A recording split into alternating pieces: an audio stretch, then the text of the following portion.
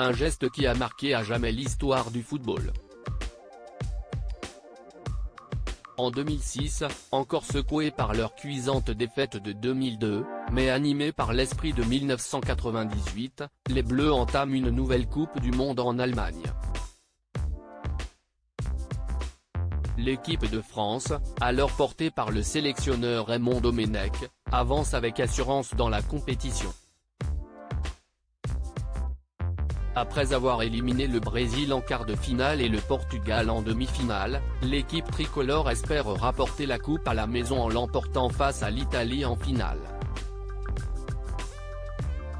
Mais la tension est palpable entre Zinedine Zidane et Marco Materazzi qui s'écharpent à 3 reprises. La rixe entre les deux sportifs se clôt alors par un impressionnant coup de tête du Français sur son adversaire, lui valant un carton rouge éliminatoire. Zidane, sur le banc de touche, regarde alors avec amertume les siens se faire battre à l'épreuve des tirs au but. Cette histoire a longtemps hanté les Bleus et si Horacio Elizondo, alors arbitre du match, avait fait quelques commentaires à ce sujet, la nature de l'échange mouvementé entre Zinedine Zidane et Marco Materazzi est longtemps resté un mystère.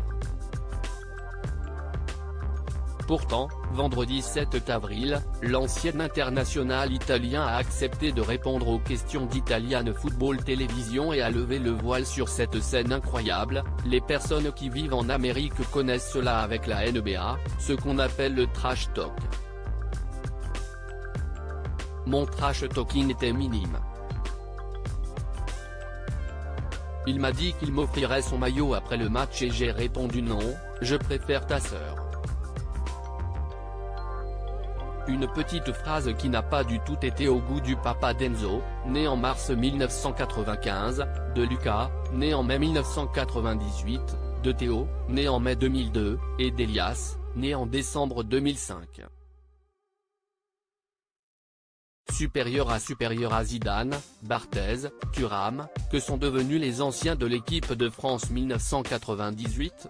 Je ne suis pas fier de ce geste il y a quelques années, en 2020. Marco Materazzi était déjà revenu sur le coup que lui avait asséné Zinedine Zidane, sans pour autant entrer dans les détails.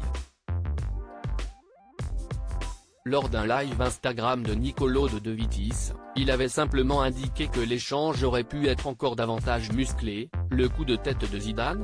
Je ne m'y attendais pas à l'époque. J'ai eu la chance de ne pas m'attendre à cet épisode. Si je m'y étais préparé, nous aurions fini tous les deux dans les vestiaires, avait-il affirmé. De son côté, l'auteur du coup de tête avait indiqué à Téléfoot, en 2020, regretter cette dispute, je ne suis pas fier de ce geste, je m'en suis excusé auprès de tous les jeunes, des entraîneurs, des bénévoles.